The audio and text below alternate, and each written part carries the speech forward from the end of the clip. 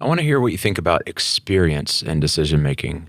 It's funny, we're talking about this snowstorm, and yesterday we're at home, and I've got a new 4x4 truck. It's beautiful. It's expensive. It's got all the bells and whistles. It's something that I've dreamed about, and I got it for Christmas for my wife. And I've had vehicles in the past where I've gone off road and really torn stuff up. I've had Jeeps, I've had trucks. And so we've got this snowstorm, and my brother was over, and we were talking about, hey, should we go out and spin donuts in a parking lot in your truck? And it was just kind of one of those like, no, not this time. And we started laughing and telling stories about. He said, every time I've been with you in a snowstorm, we've always torn up something on your vehicle, and it's cost you like thousands of dollars. And it struck me that my courage or wisdom, if you will, to not go out and spin donuts in the parking lot like a 16-year-old kid in my new beautiful truck, I don't know that I would have that conviction had I not torn up a lot of trucks before. Like there's something visceral in that moment. I was like, no, I'm not this truck. This was too nice, and I'm very likely to do something that I'm going to regret. Do you think you have to experience some failure and pain to develop that wisdom, that sobriety, the conviction to say, no, we're not going to go this way, or we're going to wait a little longer and do some more due diligence? I love that you use the term wisdom, and that's a fantastic question, by the way. But I think wisdom is really what I think about instead of just experience, which I think is important. But in some decision criteria, and experience can actually be can actually hamper you, right? And so having wisdom or perspective, having the ability to step back and really understand how things fit into how the relationships fit into each other and connect, and the broader context of a problem, those are some of the really, really important elements of making good decisions. And as with anything, the answer to really any good question in business is it depends, right? And so it depends on whether experience is useful. In a lot of cases, it's incredibly useful.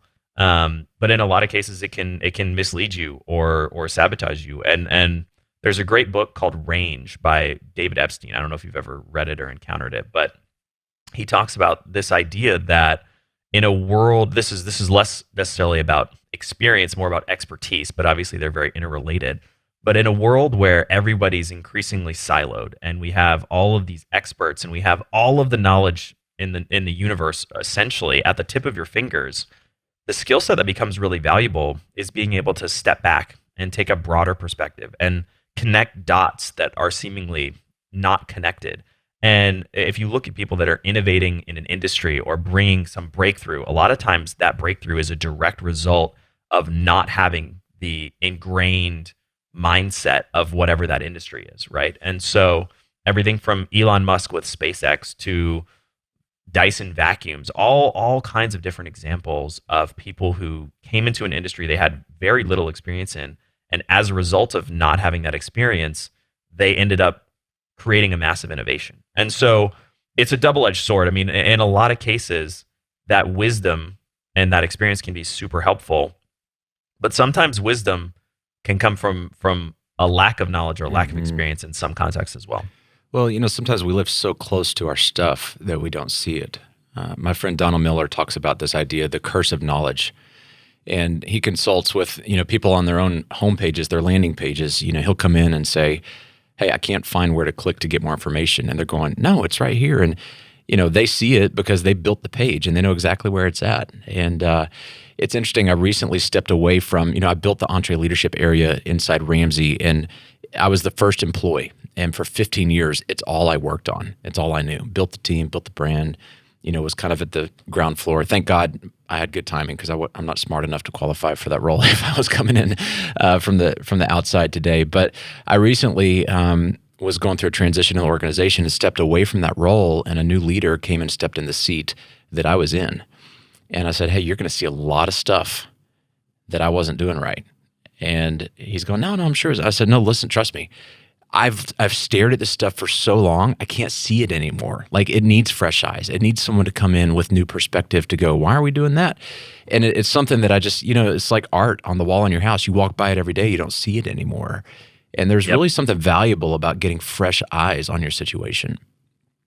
Totally true. And that's why, I mean, one of the other things that I think is really important from a decision making standpoint is having a broad perspective, right? And cultivating information sources, and whether it's reading, whatever, from all kinds of different fields, right? Because a lot of times you might get a new insight that you never would have seen before. But back to what you said a second ago, too, I mean, that's in a lot of cases the value of having a coach or a consultant or something like that, is just more than anything, it lets you see the stuff that's you can't see anymore. I've never actually heard the analogy of it's like the art in your house, but that is a perfect way to describe that phenomenon, because it's so true. After a week or whatever, you basically stop seeing any painting on the wall, or if you have a blank space, it just, you get used to it, and then you put a piece of art up and you're like, what's going on? Or you take a piece of art down and you're like, what is this giant canvas sitting in front of me? So it's so funny that that's a really good way to contextualize that. Well, I think, and I've heard brain scientists talk about this, that our brains are designed to conserve calories. And so anything that's familiar, it's a primal thing to say, I'm only going to focus on things that are new, that are moving, that are a potential threat. And so our physical environment, we get desensitized to things that are there almost as a primal instinct to say, we got to put as many calories, as much energy as we can into the things that are potentially going to keep us alive, right? Or keep us safe. And I think the same is true with our businesses. I imagine when you guys come in and you work with these small, restaurants, and you're bringing in your team to wrap around them, you guys see all kinds of things that they've been staring at for years, and you're like, why is this? And they don't even realize it because they've been so close to it. Yeah, no, that's totally true. And I it's funny. We definitely see that across the board. And I think really looking at any opportunity, I mean, you're always going to encounter blind spots and things that you've missed. And there's, as I said, there's no substitute for a coach, consultant, third party kind of coming in and looking at that stuff. But there are some really cool hacks that you can use as well to almost short circuit that decision-making process, or get out of your own head in some senses. Yeah, what does that look like? I'm a big fan of journaling. And to me, there's a couple different avenues of this. I mean, there's, if you've ever heard of the concept of a decision journal, that's a very specific journaling methodology that talks about this. But more broadly, just journaling as a whole is a tremendously valuable exercise to almost freeze your thoughts on paper and get everything out and put it all down, and then come and revisit it later to see, oh, where was I off? Where was I wrong? Et cetera, et cetera. And a decision journal is a subset of that, which essentially tells you or asks you, when you're making a decision, you write down. I mean, you spend maybe 5-10 minutes days, you write down, I'm making a decision to X, fire somebody, invest in this new company, replace myself as CEO, whatever it might be. And here's why I'm making it. Here's what I think is going to happen. And here's what I think some of the risks are.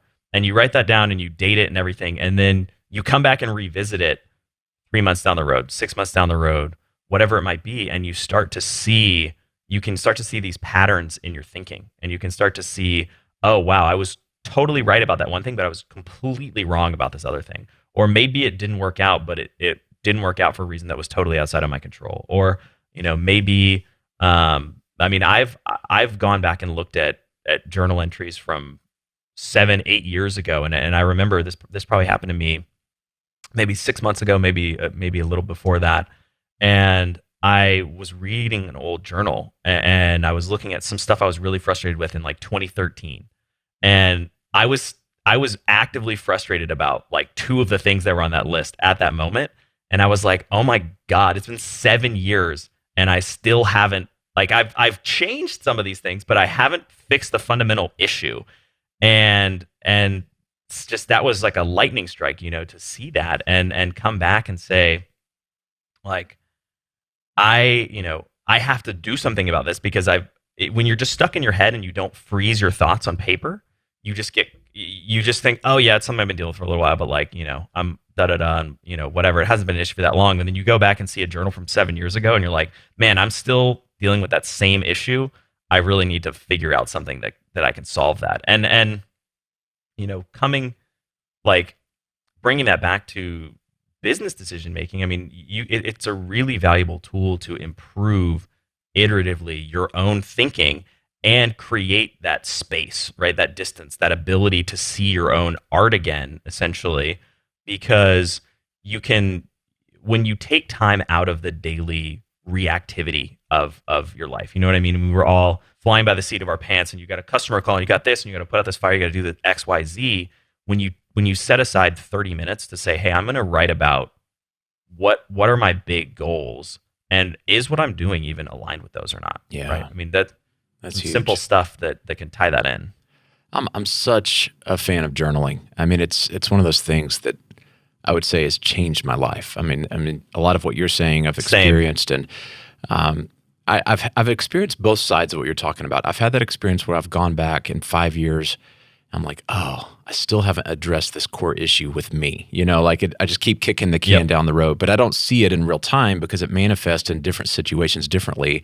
But then at some point you pan back and you go, okay, this thread has been true in all of these experiences. I've got something I've got to confront in myself.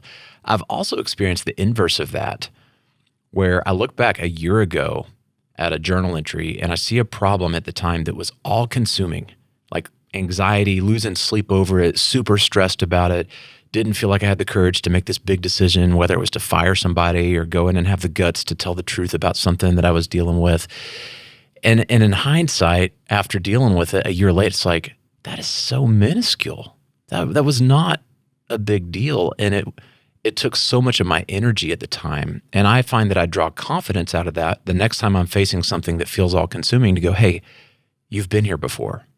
You've been here before, right? And in a year from now, it's going to feel really petty. So just go ahead and roll with it instead of losing all the sleep and the anxiety around this particular issue. Have you had that experience? I totally have, and that's a great perspective. And it's funny. I don't know what it says about my decision quality, but whenever I go back and review any kind of thinking broadly or journal entries or whatever from, let's say maybe a year, 18 months, I don't know when the exact threshold is. I usually read something of my writing or journaling, and I'm like, I was such an idiot. Like, I was such an idiot. Like, I had no idea what I was talking about. And then it's like every 18 months that I go back and I'm like, I had no idea what I was talking about, right? And then the problem is, I know, like, you intellectually know, okay, so when I go, like, the things that I think are really important or the things I'm concerned about or I'm losing sleep over now, in 18 months, whatever I think now, I'm going to think I'm an idiot. So it's like, how can I fast forward that? And there's a really cool journaling exercise I've done once or twice, which is around that question of basically pretending to meet your future self and get advice from your future self to try and, short circuit that process. But it's like, what am I doing now? What am I working on? What time wasting goals do I think I should be spending time on that I really shouldn't? What am I really frustrated with now that when I look back, I'm going to be like, you shouldn't have been doing that. You shouldn't have been wasting your time on that. And that question is one that I think about a lot.